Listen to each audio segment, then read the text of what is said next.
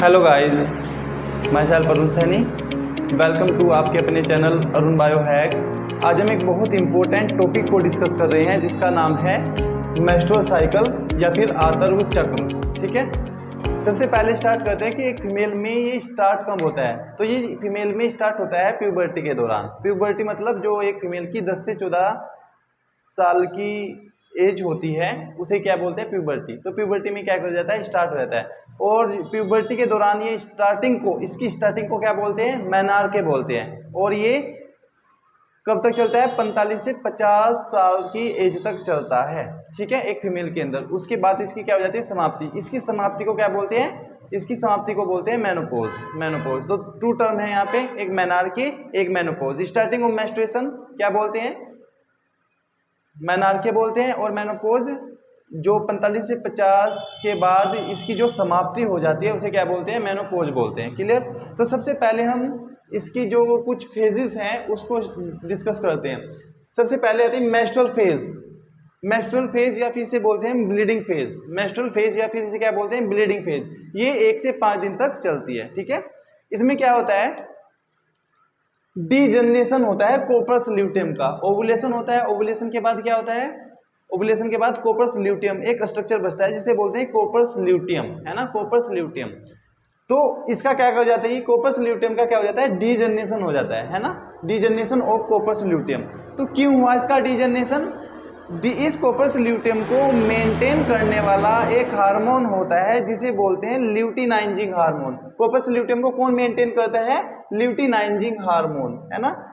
कौन मेंटेन कर रहा है, ल्यूटिनाइजिंग हार्मोन। इस ल्यूटिनाइजिंग हार्मोन का जो लेवल होता है वो क्या हो जाता है, कम हो जाता है, कम हो जाता है, जिसके कारण ये डीजनरेशन हो जाता है कोर्पस ल्यूटियम का। क्लियर। ये कोर्पस ल्यूटियम एक हार्मोन का सिक्रेशन करती है जिसे बोलते हैं प्रोजेस्टेरोन हार्मोन, है ना। अब अगर प्रोजेस्टेरोन एक प्रेगनेंसी हार्मोन है जो कि एंडोमेट्रियम को मेंटेन करता है। एंडोमेट्रियम को क्या करता है, मेंटेन करता है। अब अगर LH का लेवल कम होगा तो क्या हो जाएगी, डीजनरेशन हो जाएगा कोर्पस ल्यूटियम का। अब ये कोर्पस ल्यूटियम क्या सिक्रेशन करती है, प्रोजेस्टेरोन। अब प्रोजेस्टेरोन जब ये इसका डीजनरेशन हो रहा है तो प्रोजेस्टेरोन का भी तो लेवल क्या होगा, कम होगा। प्रोजेस्टेरोन का हार्मोन का लेवल भी क्या हो जाएगा, कम हो जाएगा। प्रोजेस्टेरोन हार्मोन के लेवल कम होने के कारण क्या हो जाएगा, ब्रेक डाउन कर जाती है एंडोमेट्रियम। क्यों ब्रेक डाउन कर जाती है, क्योंकि ये प्रोजेस्टेरोन क्या कर रहा था, प्रोजेस्टेरोन मेंटेन कर रहा था एंडोमेट्रियम को। जब इसका प्रोजेस्टेरोन हार्मोन का लेवल कम होगा तो क्या हो जाएगी, ये मेंटेन नहीं कर पाएगा एंडोमेट्रियम को और यहाँ पे ब्रेक डाउन हो जाएगा एंडोमेट्रियम का। ठीक है, क्या होगा ब्रेकडाउन में, क्या होगा एंडोमेट्रियम के ब्रेकडाउन में, क्या होगा, स्लज आउट होगा ऑफ एंडोमेट्रियम। एंडोमेट्रियम बाहर निकलती है, एंडोमेट्रियम क्या निकलती है, बाहर निकलती है, जिसमें ब्लड लॉस होता है। ठीक है, क्या होता है, ब्लड लॉस भी इसमें होता है। तो हमने क्या बताया, सबसे पहले ब्रेस्टल फेज में डीजनरेशन होता है कोर्पस ल्यूटियम का, है ना। कौन मेंटेन कर रहा था कोर्पस ल्यूटियम को, ल्यूटिनाइजिंग मेंटेन कर रहा था, है ना। उसका जो ल्यूटिनाइजिंग हार्मोन का लेवल है वो क्या हुआ, कम हुआ, जिससे डीजनरेशन हुआ कोर्पस ल्यूटियम। ठीक है, फिर ये कोर्पस ल्यूटियम क्या सिक्रेशन कर रहा था, प्रोजेस्टेरोन हार्मोन को सिक्रेट कर रहा था। ठीक है ना। अब प्रोजेस्टेरोन हार्मोन में भी के लेवल में भी क्या हो जाएगी, कम हो जाएगा। प्रोजेस्टेरोन हार्मोन का जो लेवल होगा वो भी कम हो जाएगा, जिससे प्रोजेस्टेरोन क्या कर रहा था, मेंटेन कर रहा था एंडोमेट्रियम को। अब वो एंडोमेट्रियम को मेंटेन नहीं कर पाएगा और ब्रेक डाउन हो जाएगा एंडोमेट्रियम का, है ना, स्लज आउट हो जाएगा एंडोमेट्रियम। एंडोमेट्रियम धीरे धीरे क्या निकल जाएगी, बाहर निकलना शुरू कर देगी और जिससे क्या होगा, ब्लड लॉस होगा। यहाँ पे एक इंपॉर्टेंट बात ये है कि एस्ट्रोजन लेवल लगातार कम होगा, प्रोजेस्टेरोन हार्मोन का जो लेवल है वो भी लगातार कम होगा, लेकिन यहाँ पे एक हार्मोन्स का लेवल बढ़ा रहता है। ठीक है, उसका नाम है प्रोस्टाग्लैंडिन। क्या, प्रोस्टाग्लैंडिन। ये देखो, इंक्रीज लेवल ऑफ प्रोस्टाग्लैंडिन। जो प्रोस्टाग्लैंडिन का इंक्रीज लेवल है ना, बढ़ा हुआ लेवल है जो, वो क्या करता है, रूटेराइन कॉन्ट्रैक्शन इंक्रीज करता है ना। जो रूटेरस में कॉन्ट्रैक्शन है वो क्या करेगा, इंक्रीज करता है, जिससे जो एंडोमेट्रियम का ब्रेकडाउन हो रहा है वो प्रॉपर हो, है ना, वो स्लज आउट होगी जो एंडोमेट्रियम वो प्रॉपर हो। अगर एंडोमेट्रियम अंदर रह जाए तो उससे इन्फेक्शन होने का क्या बड़ा खतरा बना रहता है। इसीलिए जो प्रोस्टाग्लैंडिन होता है ये क्या करता है, इंक्रीज करवाता है रूटेराइन कॉन्ट्रैक्शन में, जिससे एंडोमेट्रियम सारी की सारी क्या निकल जाए, बाहर निकल जाए। क्लियर। अब देखते हैं दूसरा फेज है जो इसका, फोलिकुलर और प्रोलिफेरेटिव फेज। फोलिकुलर और प्रोलिफेरेटिव फेज, इसमें 2 स्टेप्स चलते हैं बेसिकली, है ना, 2 इवेंट्स होते हैं। एक तो फोलिकल का डेवलपमेंट होता है जो कि एफएसएच करवाता है ना, और एक जो एंडोमेट्रियम होती है उसका क्या होता है, डेवलपमेंट होता है, अगेन डेवलपमेंट होता है। किसकी हेल्प से होता है, एस्ट्रोजन हार्मोन की हेल्प से होता है ना। तो एक तो क्या होता है, एंडोमेट्रियम का डेवलपमेंट होता है और एक फोलिकल का डेवलपमेंट होता है। फोलिकल का डेवलपमेंट बाय एफएसएच कराएगा, और जो एंडोमेट्रियम की थिकनिंग होगी वो किसके कारण होती है, एस्ट्रोजन हार्मोन के कारण होती है। ठीक है, अब यहाँ पे देखेंगे तो यहाँ पे इंक्रीज हो जाएगा एफएसएच का लेवल। एफएसएच का लेवल क्या कर जाएगा, बढ़ जाएगा। एफएसएच मतलब फोलिकल स्टिमुलेटिंग हार्मोन। ठीक है, नाम से ही पता लग रहा है फोलिकल को डेवलपमेंट करेगा, फोलिकल का डेवलपमेंट करेगा। तो ये फोलिकल है, अब ये एफएसएच एक्ट करेगा इन फोलिकल पे, तो इनका साइज क्या होगा, बढ़ेगा, इनका साइज क्या हो जाएगा, बढ़ जाएगा। तो ये क्या है, डोमिनेंट फोलिकल है। ये क्या है, डोमिनेंट फोलिकल है। एफएसएच काम क्या कर रहा है, डेवलपमेंट करा रहा है फोलिकल, डेवलपमेंट करा रहा है फोलिकल का, है ना।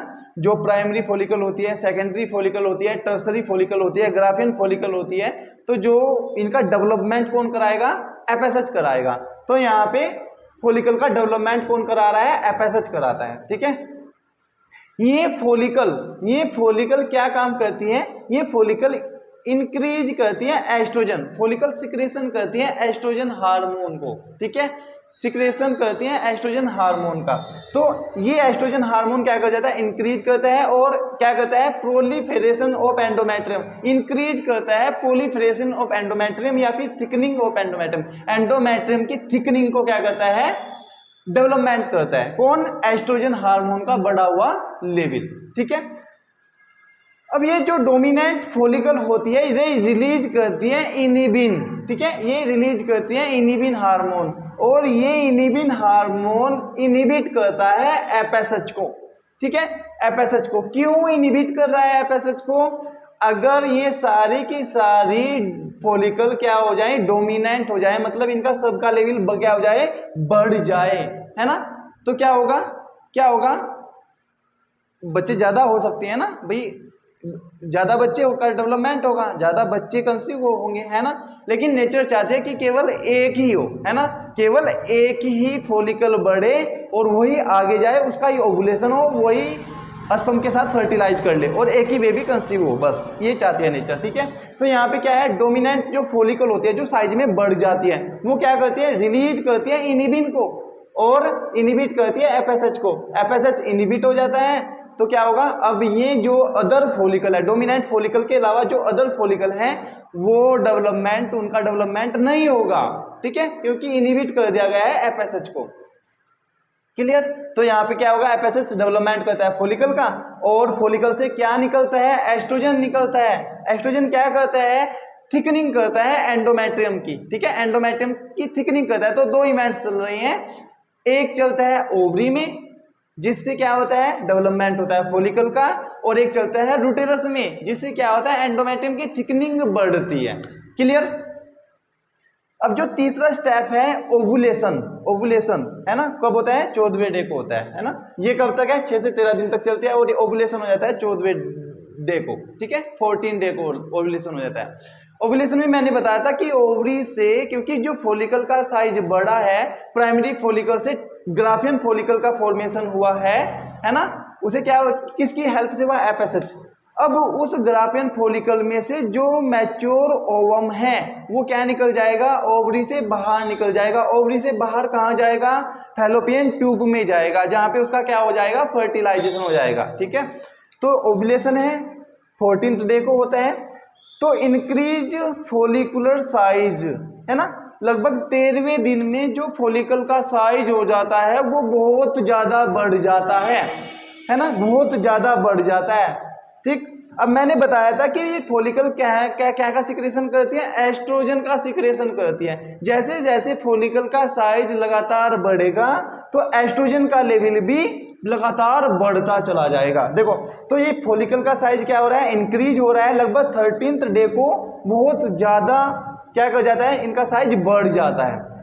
और जितना फोलिकल का साइज बढ़ेगा उतना ही क्या निकलेगा, वहां से एस्ट्रोजन निकलेगा, है ना। तो इंक्रीज एस्ट्रोजन लेवल, और ये क्या पे होगा, पीक पे होगा, बिल्कुल पीक पे होगा। तो ये जो बढ़ा हुआ लेवल होता है एस्ट्रोजन का, ठीक है, ये बहुत इंपॉर्टेंट काम करता है। देखो, ये सिग्नल भेजता है डायरेक्ट हाइपोथैलेमस को, ठीक है, एक हाइपोथैलेमस को भेजता है और एक डायरेक्ट भेजता है एंटीरियर पिट्यूटरी ग्लैंड को। ठीक है, हाइपोथैलेमस क्या निकालता है, अपना hormone, hypothalamic hormone, gonadotropin releasing hormone. ठीक है, ये गोनाडोट्रोपिन रिलीजिंग हार्मोन कौन निकाल रहा है, हाइपोथैलेमस। क्यों निकाल रहा है, क्योंकि एस्ट्रोजन का जो बढ़ा हुआ स्तर था उसने सिग्नल दिया हाइपोथैलेमस को। अब हाइपोथैलेमस ने अपना हाइपोथैलेमिक हार्मोन GnRH निकाल दिया। अब ये GnRH किस पे एक्ट करेगा, ये कहता है एंटीरियर पिट्यूटरी ग्लैंड पे। और एंटीरियर पिट्यूटरी ग्लैंड क्या करती है, एंटीरियर पिट्यूटरी ग्लैंड क्या करती है, LH और FSH दोनों को निकालती है, LH और FSH को निकालती है। इधर क्या करता है, ये डायरेक्ट एंटीरियर पिट्यूटरी ग्लैंड को इंड्यूस करता है, और ये एंटीरियर पिट्यूटरी ग्लैंड क्या निकालती है, LH को निकालती है ना, LH को निकालती है। तो एक साइड इसने एंटीरियर पिट्यूटरी ग्लैंड को डायरेक्ट इंड्यूस किया, तो इसने क्या को सिक्रेशन किया, LH को निकाल दिया। ठीक है, और इधर इसने डायरेक्ट हाइपोथैलेमस को सिग्नल दिया, हाइपोथैलेमस ने अपना हार्मोन GnRH निकाला, और GnRH के कारण GnRH कहां पे एक्ट किया, एंटीरियर पिट्यूटरी ग्लैंड पे एक्ट किया। एंटीरियर पिट्यूटरी ग्लैंड ने दो हार्मोन निकाल दिए, LH और FSH। अब यहां पे देखो ध्यान से, यहां पे दो हार्मोन हो गए, LH हार्मोन के दो सोर्स हो गए, एक ये वाला LH, ये दो सोर्स हो गए LH। ठीक है, LH के कितने सोर्स हो गए, दो। तो LH की क्या आएगी, सर्ज आएगी बहुत, LH की क्या, LH बहुत पीक पे चला जाएगा, उसे बोलते हैं LH सर्ज। लेकिन जो FSH है उसे क्या बोल देंगे, यहाँ पे पीक बोल देंगे। तो इस LH सर्ज के कारण क्या हो जाएगा, ओवुलेशन हो जाता है, मतलब ग्रावियन फॉलिकल से जो उसके अंदर सेकेंडरी oocyte या ओवम होता है वो क्या कर जाता है, बाहर निकल जाता है ना, रिलीज हो जाता है, फैलोपियन ट्यूब में चला जाता है। ठीक है, उसे क्या बोलते हैं, ओवुलेशन। और कब होता है ओवुलेशन, 14th डे को ओवुलेशन होता है। क्लियर। अब बात करें फोर्थ जो फेजेस होता है इसका, उसे बोलते हैं ल्यूटियल और सिक्रेटरी फेज। ल्यूटियल इसलिए बोलते हैं क्योंकि यहाँ पे फॉर्मेशन होता है कोर्पस ल्यूटियम, यहाँ पे डिजनरेशन हो रहा था। मैंने बताया था कोर्पस ल्यूटियम क्या है, मैंने कहा था जब ग्राफियन फॉलिकल से ओवम बाहर निकल जाएगा और जो स्ट्रक्चर बचेगा उसे क्या बोल देंगे, कोर्पस ल्यूटियम। तो यहाँ पे फॉर्मेशन होता है कोर्पस ल्यूटियम का, इसीलिए इसे क्या बोलते हैं, ल्यूटियल फेज बोलते हैं। अब ये जो कोर्पस ल्यूटियम है दो हार्मोन का सिक्रेशन करेगा, एक प्रोजेस्टेरोन और एक एस्ट्रोजन का। ठीक है, मैंने पहले ही बताया था प्रोजेस्टेरोन प्रेगनेंसी हार्मोन है, मेंटेन करता है एंडोमेट्रियम को। ठीक है, मेंटेन करता है एंडोमेट्रियम को। और एस्ट्रोजन क्या करेगा, एस्ट्रोजन क्या करेगा, अगेन इंक्रीज करता है थिकनिंग ऑफ एंडोमेट्रियम को, अगेन इंक्रीज करेगा थिकनिंग ऑफ एंडोमेट्रियम को। ठीक है, अगेन इंक्रीज करेगा थिकनिंग ऑफ एंडोमेट्रियम। और ये जो कोर्पस ल्यूटियम है किसके द्वारा मेंटेन रहेगा, कौन इसे बना के रखेगा, ल्यूटिनाइजिंग हार्मोन इसे मेंटेन करके रखता है। जिस दिन, ठीक है, जिस दिन इसका LH हार्मोन का लेवल कम हुआ तो ये कोर्पस ल्यूटियम क्या करना शुरू कर देती है, डीजनरेशन शुरू कर देती है। अब डीजनरेशन होगा तो जो प्रोजेस्टेरोन हार्मोन होगा जो ये सिक्रेट कर रही थी उसका लेवल भी धीरे धीरे क्या होने लगता है, कम होने लगता है। अगर प्रोजेस्टेरोन हार्मोन का लेवल कम हो गया तो जो एंडोमेट्रियम है उसका क्या हो जाता है, ब्रेक डाउन हो जाता है, और फिर से ये साइकिल क्या करना स्टार्ट कर देती है, फिर से ये साइकिल क्या हो जाती है, बिल्कुल इसका स्टार्ट करना शुरू कर देती है, फिर से वही मेंस्ट्रुअल फेज चलता है। ठीक है, तो थैंक यू।